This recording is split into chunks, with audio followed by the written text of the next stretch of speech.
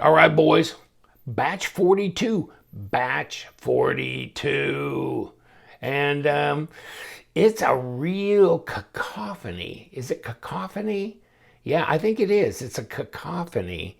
There's 10, 11, 12. Hey, where's number 13 for good luck? But okay, we got 12 in here. And they're interesting because they're all different kinds of, Eafengrow and Warspear and Y-Start and Fura Gear, FreeTiger, Brother. You name it, brother, you got it. And there's some good news and there's some liars. We got to always catch a liar.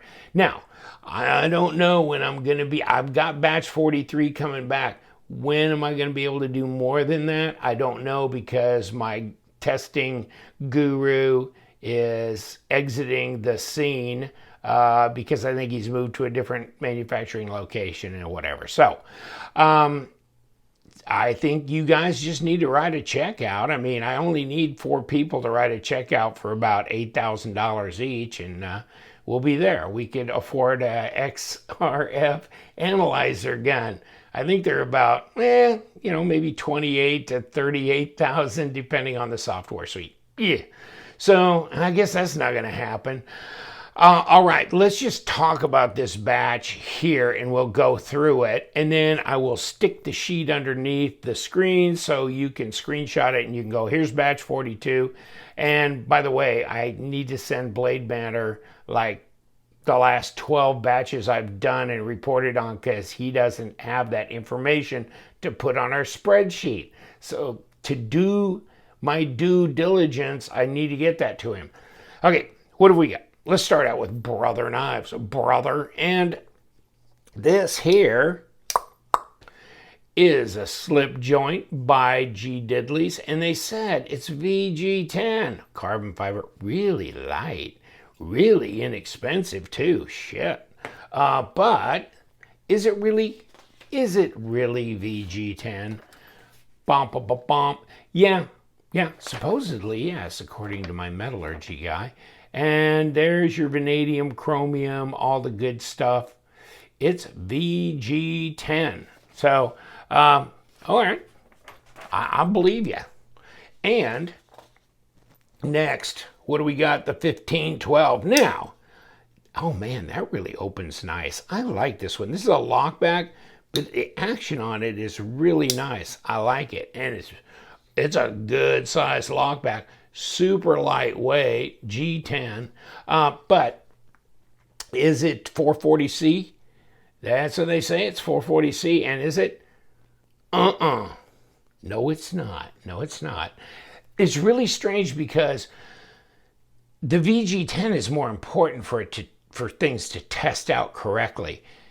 440, not so much, if you know what I mean. It's not exactly 20 CV or LMAX, you know what I mean? So it's not like they're throwing 8CR into an LMAX name.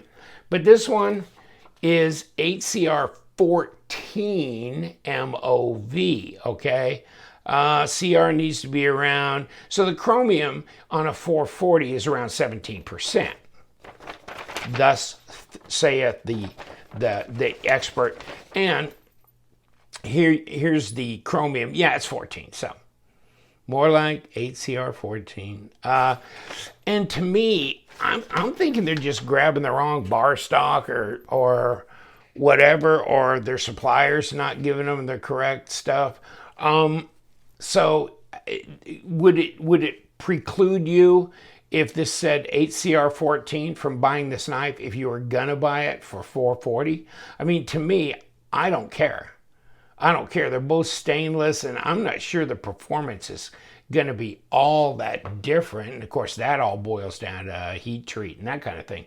So, I mean, I don't see any intentionality in misrepresenting the steel because there's no benefit in doing that. Now, next. Oh, here we go. Oh, did you see the Kevin John Venom knife I have? Yes, and I will sell it to you for way under $200. What is this? Hold on. It's the Eafengrow EF63 Yes, it is a survival knife, and it's orange, and it's a steel on the other side, and it says D2. Well, of course it must be D2. I mean, I read it on the internet. I believe everything on the internet. And what is it really? Nah, hell no, it's not. It's not either. So I don't know where the Eafengrow owner got these. These obviously weren't made in his factory, because you will figure that out when we do the other Eafengrow knives on this lineup, and of course that we did in batch 41. How strange, but this one, pa-jing, no, it's not. It's either 8CR13 or 8CR14, and here it goes. Probably lands right between them. Yeah, it does, between the 13 and the 14 on the chromium. So, congratulations. You've just bought yourself an 8CR13, 14, half 13, half 14 knife, not D2. Now, okay, so, yeah, busted, right? But I mean, that's a knockoff of that Kevin John Venom in a, $26 model. This one, the 951. Okay, so this is Eafengrow 951. I bought some of these to recheck Eafengrow because they sent me all these knives like freaking, I don't know, a year and a half ago or something, and put them on there. We didn't know they weren't D2, and we got a new manufacturer or whatever. We were being cheated and lied to and whatever. So they sent me new knives. I checked them. They were all D2. And of course, they sent them to me, right? So, I mean, so you need to go back onto Amazon and buy some and see if those are D2. And I did, and I bought like 4 of them, and it was like 2 were D2 and 2 were not. And then I waited another like 3 or 4 months and bought another batch, which is this batch. So here's this one. And if I'm gonna have to buy some out of my pocket just to test them, then I'm gonna get some designs that I think are interesting. If this thing wasn't a tip down only, I think this would be way cool. It's a badass looking, isn't it? So what is it? And bingo. Yes, it is D2. It's D2. So go figure. All right. Whatever. Very strange. Very strange. Now, next, here's another Eafengrow. Now, this is the EF954. Like I said, since I'm buying them to check them, I want to get some designs I thought were neat. And this one's cool. I mean, I like them. For $19 to $26, whatever they are, and if it's really D2, I don't see a problem. They feel pretty good, reasonable quality, and yes, it is. It's D2 as well. Ding, ding, ding. So, wow. So there's 2 of them. Of course, those are original designs, supposedly, right? So, yeah, there's your chromium, 12% like D2 would be. Your vanadium can be anywhere from like 0.3 something up to almost 1 or 0.9, that kind of thing. So, here you go. Yep, it's D2. So, okay, so how about the Eafengrow again? EF76. Now, I had bought this under a different brand name, so that's kind of how things roll in the Chinese market. I mean, I think I bought it on eBay or somewhere, and it didn't have this name. It had a different name. And this is like, damn, this is the exact same knife, and now it's got an Eafengrow name on it. But the reason I bought the other one originally was because I thought it was a great design, just really cool, and I like the natural G10 and all that crap, right? So the EF76, what are we doing? I'm going to move you over a little bit. Is that D2? Yes, it is. Yes, it's D2. So, wow. Okay. Amazing. Yeah, your vanadium is 0.6. Yeah. Okay. So that's neat. Okay. D2 again. Okay. So really these original designs, and I don't know how original this design is, but they're not a you know, a full-on copy of like Kevin John or whatever, that kind of thing. And this, of course, with was called the Deboia with Custom Knife Factory. Custom Knife Factory had one. It was black carbon fiber. It was sculptured scales like this. And it was basically the Kevin John Venom that they were selling themselves, and they called it the Deboia. So that's what that is. But of course, way less expensive and not D2. These others, no problem. Just very strange. FreeTiger. FreeTiger, and this is in an axis lock. And this is a cool design. I like this. I'd like it in blue. And you know what? This I could carry. I like the FreeTiger stuff.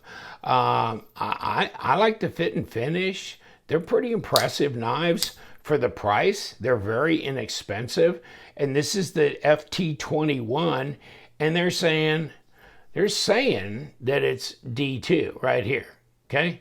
So is it really D2? Well, let's set it down and see if we can get to the paperwork. Yeah, it's D2. Okay. I'm not, you know, there was one FreeTiger knife that didn't test as D2 that said it was D2, and it was a little steel scaled one that was like 16 bucks. It was weird. It was like, nah, this did not come from the same factory. And that has disappeared since. So you've got these other models that, you know, they're testing, okay? Here you go, chromium, it's under 12, but, you know, in that neighborhood, and there's your vanadium, et cetera, et cetera. So yes, that's actually D2, okay? And here's another one, the FT11 FreeTiger. I had to send this one in. I think that's a great looking design too, don't you? Now that one's a liner lock. It'd be nice if they'd get to the deep carry pocket clips, but these are very inexpensive. I think I got both of these on Amazon, by the way. But the reason I sent this one in to test, obviously, it's not D2. It's 14C28N. So it's a Sandvik steel.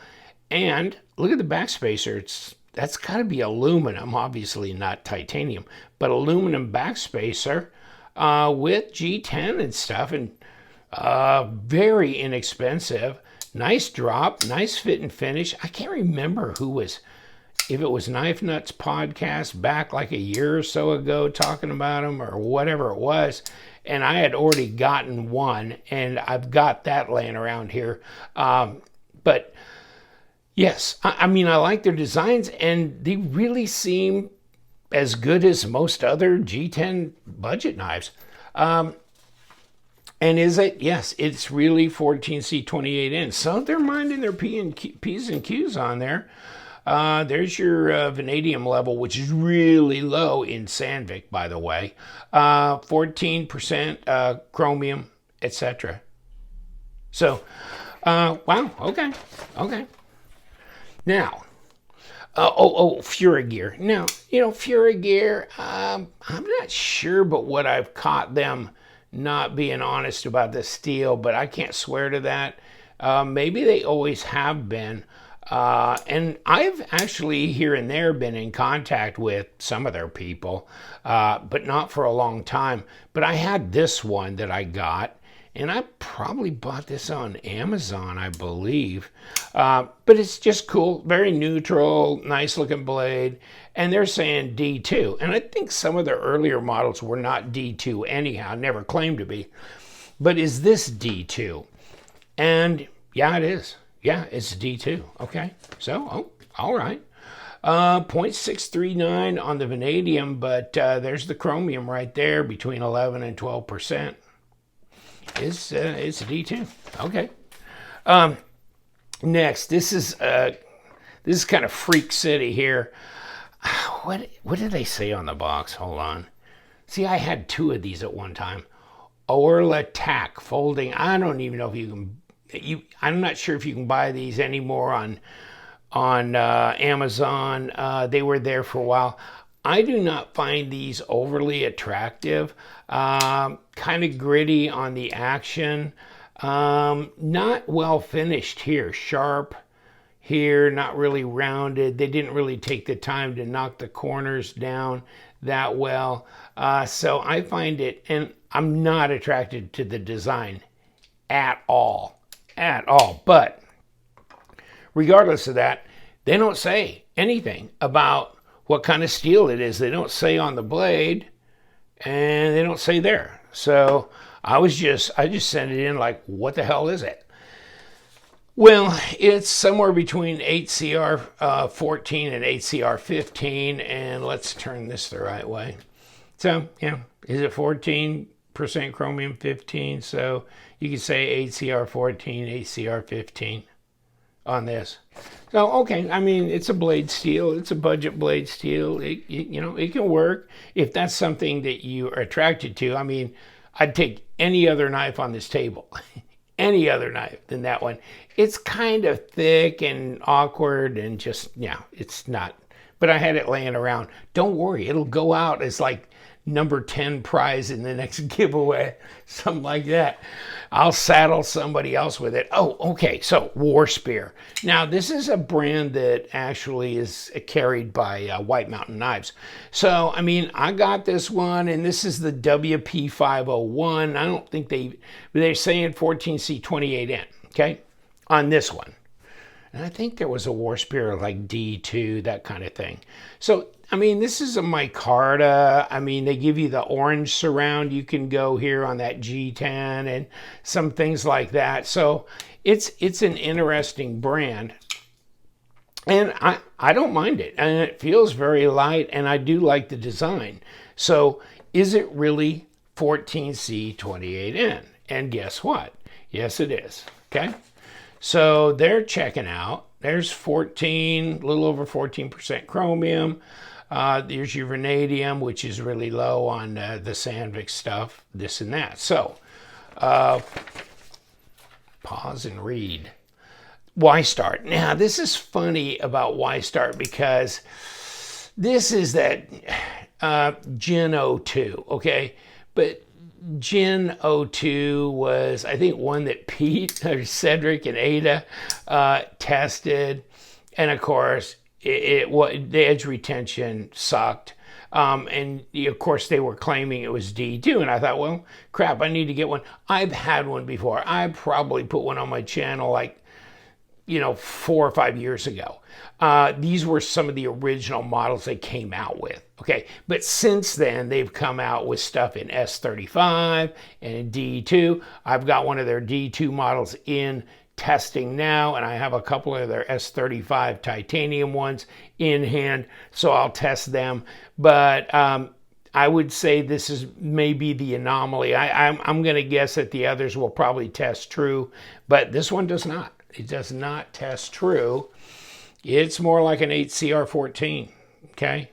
So it's not D2. And you look at the chromium, it's way too high for D2. Yeah, and the vanadium's kind of low, but here it is. So, the Jin02, okay. I mean, is it a user knife? Is it okay in hand? Is it a reasonably decent design? Yeah. Can you use it? Can you sharpen it? It's got an axis lock. It doesn't cost shit.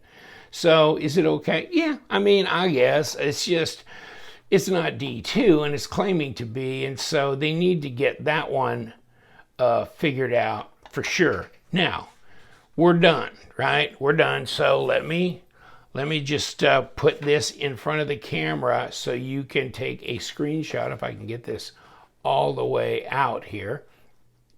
And I tried to cram it all on one page here.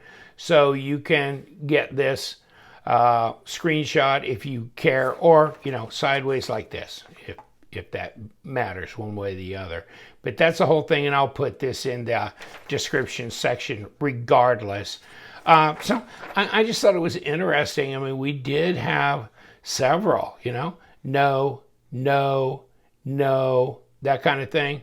And, of course, an unknown. So the rest of them did test, but it's always encouraging to see ones that are not as marked, because it gives you the impetus to continue to test. And you just never know, really, what you're going to run into. So, all right, I'm going to leave you alone, do your thing. Thanks for hanging out, but this is batch 42 in the books. And you know what we do around here? We love them knives. So you guys stay sharp.